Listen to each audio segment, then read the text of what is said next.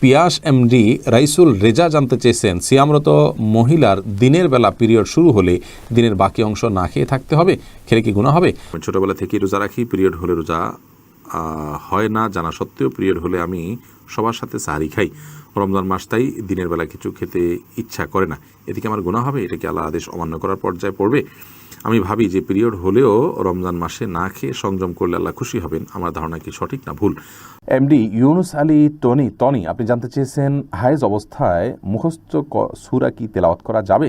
শাহনাজ পারভিন আপনি লিখেছেন, পিরিয়ডের সময় 3 কুল আয়াতুল কুরসি পড়া যাবে? নাসরিন জাহান মিনা লিখেছেন, পিরিয়ডের 10-12 দিন পর যদি আরও একবার পিরিয়ড দেখা যায়, আবার ওই দিনই শেষ হয়, তাহলে কি আমি পরের ওয়াক্তের নামাজ পড়তে পারবো?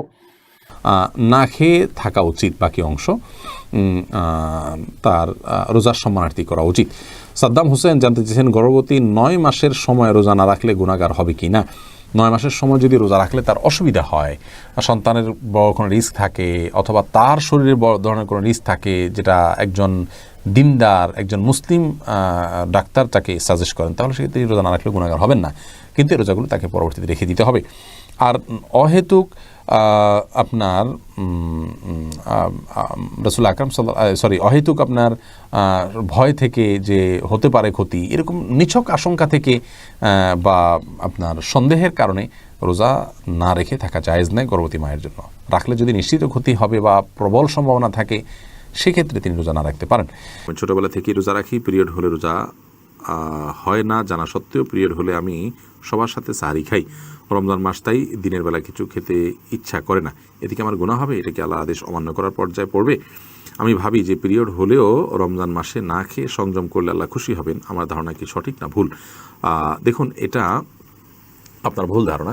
রমজান মাসে আপনি যদি এরকম ধারণা করেন যে আমি না খেয়ে থাকলে আমার সওয়াব হবে না, এটা ভুল ধারণা। আপনি বরং খাবেন। হ্যাঁ, একটা কাজ আপনি করতে পারেন যে পরিবারের অন্য সদস্যরা আছে, আপনার পিরিয়ড হয়েছে, এটা তারা জেনে যাবে, জিনিসটা অড, সেজন্য আপনি তাদের সাথে সাহারি খেলেন এবং দিনের বেলা আপনি তাদের সামনে খেলেন না, সেটা ভিন্ন বিষয়। বাট আপনি না খেয়ে কষ্ট করে থাকলেন সওয়াবের আশায়, এটা আপনার জন্য জায়েজ হবে না। এমনিতে আপনার খেতে ইচ্ছা করেন, আপনি খেলেন না, সেটা ভিন্ন বিষয়। এমডি ইউনুস আলী টনি আপনি জানতে চেয়েছেন, হায়েজ অবস্থায় মুখস্থ সূরা কি তেলাওয়াত করা যাবে? মাসিক অবস্থায় এবং প্রসব পরবর্তী ব্লিডিংয়ের সময় কোরআন তেলাওয়াত করা যাবে কি না, এটা নিয়ে ওলামায়ে কেরামের মত পার্থক্য রয়েছে। জমহুর বা সংখ্যাগরিষ্ঠ ওলামাদের মত হলো এ অবস্থায় কোরআন তেলাওয়াত করা যাবে না, কারণ রাসূল আকরাম সাল্লাল্লাহু আলাইহি ওয়াসাল্লাম গোসল ফরজ হওয়া অবস্থায় কোরআন তেলাওয়াত করতে নিষেধ করেছেন, আর এটিও গোসল ফরজ হওয়ার অবস্থা, যার কারণে এই সময় কোরআন তেলাওয়াত করা যাবে না। সম্প্রতি বিন বাজ ইবনে উসাইমিন রাহিমাহুল্লাহ তারা সহ আরব বিশ্বের কোনো বা অনেক ওলামায়ে কেরাম বলছেন যে এটি করা যাবে। নিরাপদ হলো না করা এবং তেলাওয়াত শোনা যেতে পারে।